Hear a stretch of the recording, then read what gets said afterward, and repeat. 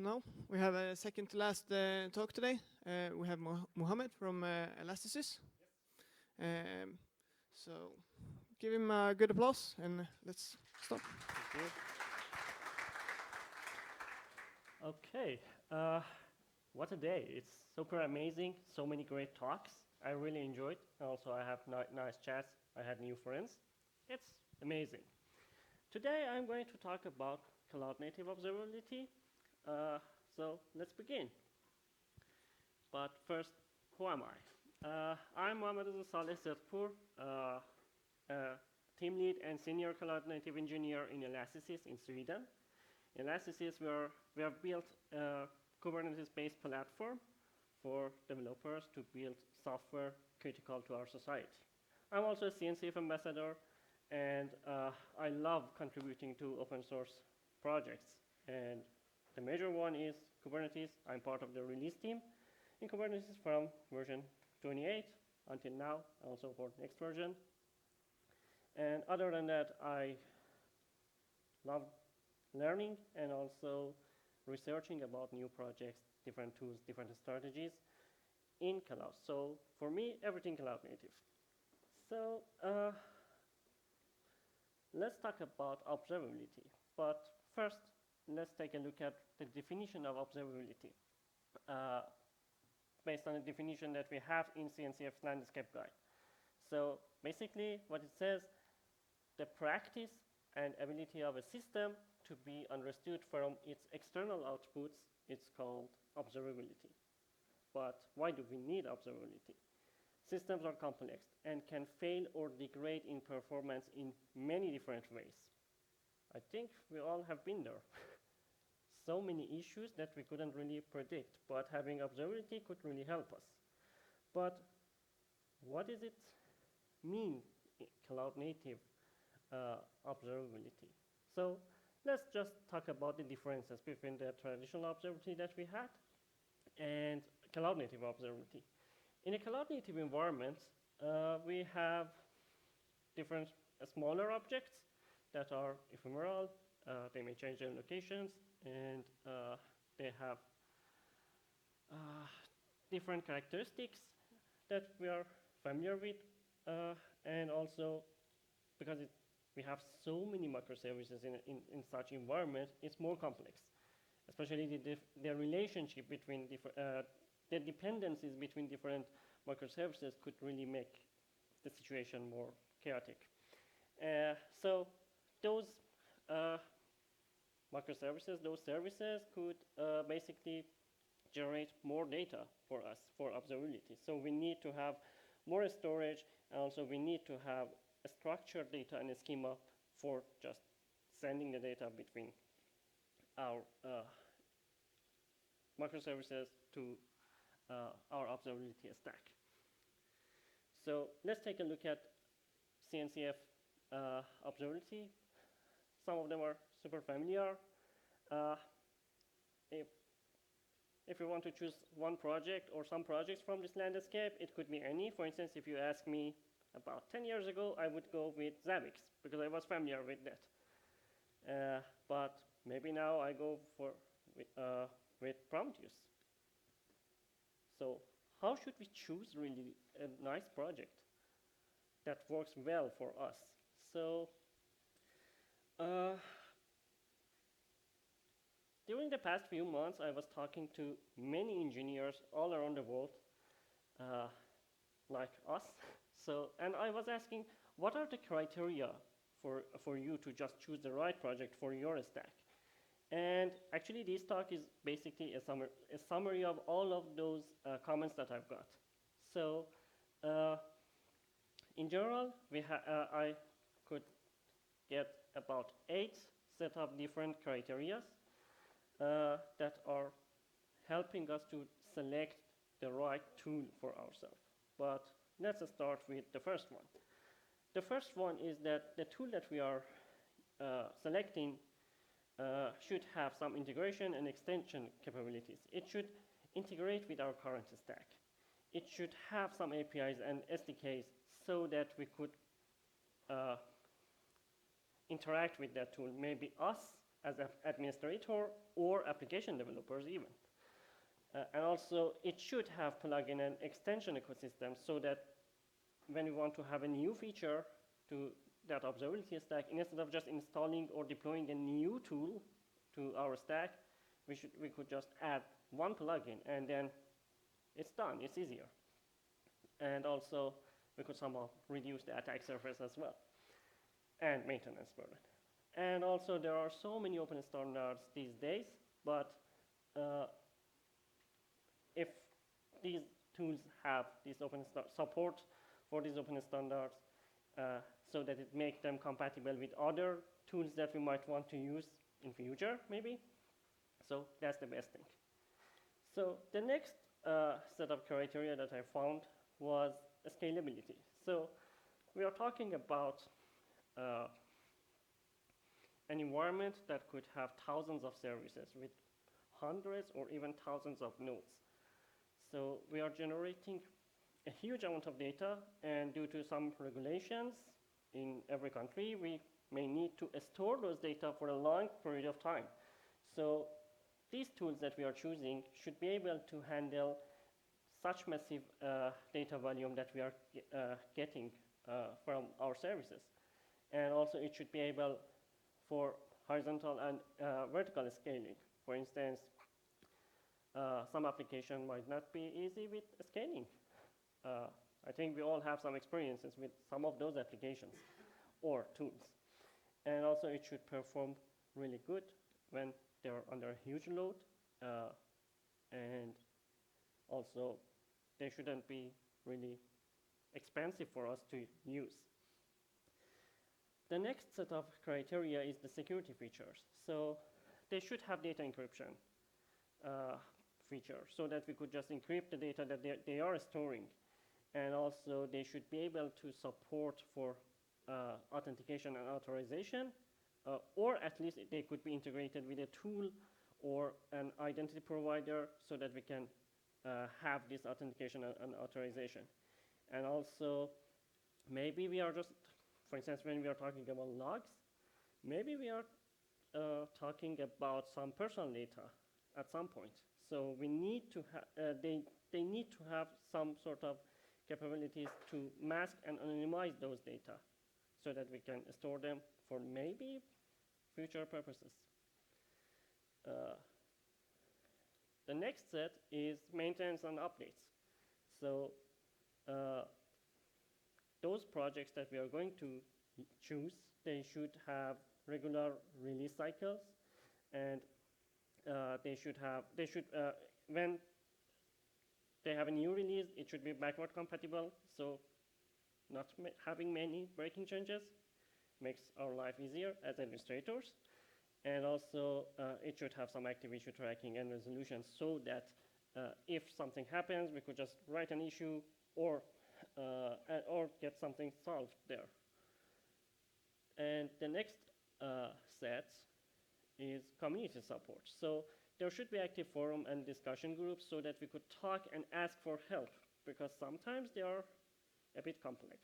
They are just evolving so quickly. For instance, when talking about Kubernetes, it has 3 versions per year, and it's a lot of change. So there should be a community around that so that we could talk to and interact and ask our questions. And maybe having some events and meetups, then that's the best case. And also, we should be able to also submit our feedbacks to those projects. Actually, that's what most of projects are asking for. So these are this was the other criteria. The other one is ease of use. So it should have a user-friendly interface, because maybe the end user is a new engineer in our team that is not familiar with that tool, and he or she is trying to learn that. And also it should be simple to set up and configure. It shouldn't be super tough, and also it should be easy to send some alerts, because we are talking about observability. So it should be easy also for alerting. And also it should be easy to learn as well. And the next criteria is about documentation. So as product owners or product managers say that if you have written a code and there is no documentation, then that code does not exist. So that's the same thing about these projects and tools. So we should have clear and comprehensive guides how to use this tool, and also there should be well structured. So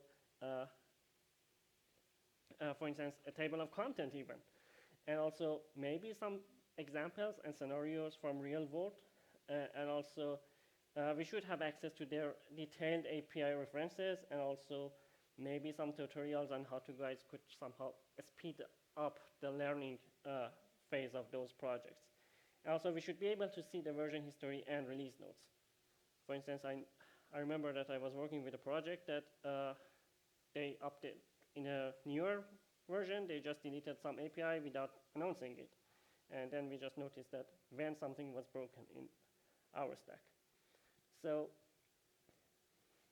and the last item is hiring availability. When we are going to choose a project, there should be a large talent pool around that project, so that if we want to hire a new engineer, there should be some people that are hireable. And also, it should be easy to onboard new engineers. And also, some projects are having their own training and development program, and we have also certifications around those projects. So if we choose one of those projects, it might really help us for rapid onboarding for new engineers. Also, to be able to find that, maybe we could also see how other people are using just by taking a look at their job market. And that's about it. But with all of these criteria that we were talking now, what would be the our picks? What is the best tool that we can use for different purposes that we have in observability? So let's start with monitoring. So for monitoring, I would say that with this criteria, Prometheus is the way to go because it stores dimensional data, it has powerful queries with PromQL, and also we can just reroute and manage the alerts using Alert Manager, and there are so many libraries and integration possibilities with around this. For instance, you could write a Python program or Go program that could basically talk to Prometheus, and you can query Prometheus with a simple library, or even you can use curl. But Prometheus by itself is not, maybe it's not scalable. So the other project to make Prometheus high available and scalable is Thanos. So it's basically, these features that I've written here is basically from their homepage. And so, for instance, it's basically just supporting global query view for multiple Prometheus servers that we might have in our stack. And it somehow supports for unlimited retentions, and also for better performance to not overload our systems. It could also help us for downsampling and compaction for our queries. But having all of those data stored without having a visual identity, visual graphs, it doesn't make sense. So the next item is Grafana. Personally, I really like Grafana. It helped me during the past 7 years. It can help us to visualize every metrics that we have collected. It can also mix multiple data sources.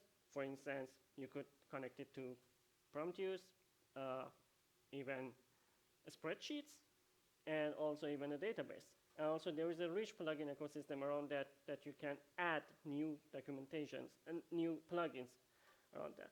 But let's talk about logging.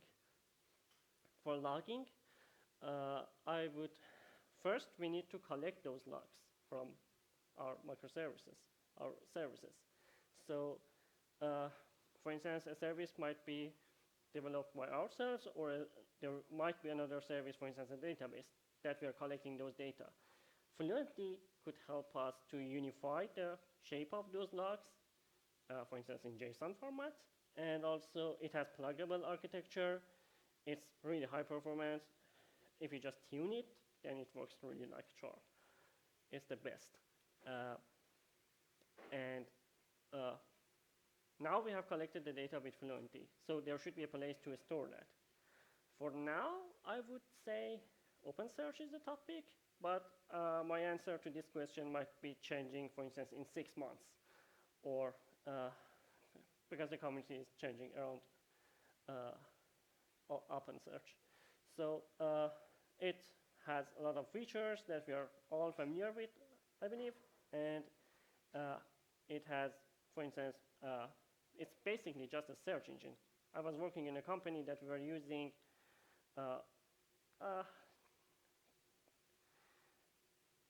this project, or Elasticsearch mainly, as a search engine instead of a logging solution. So it's a super great tool.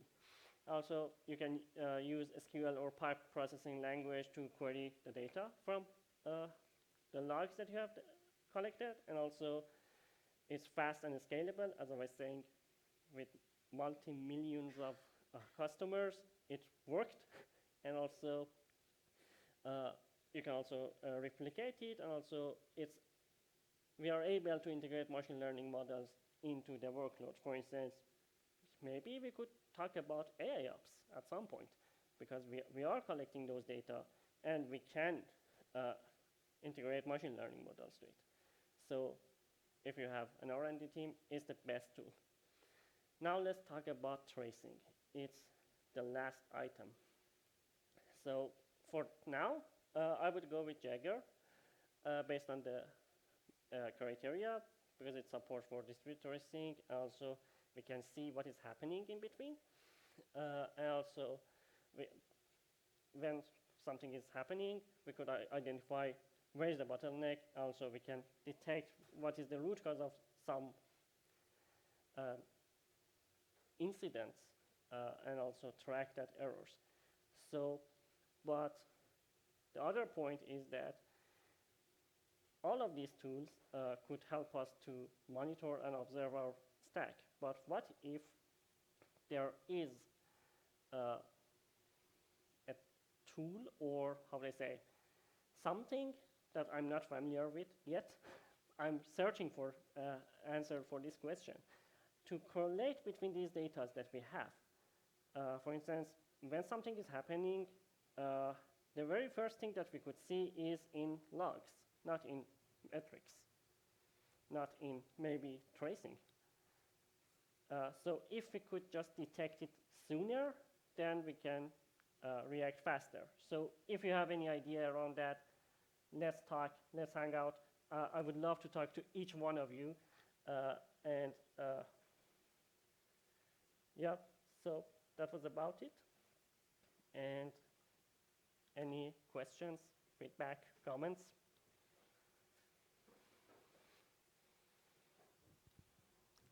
Hello. Yep. Any questions?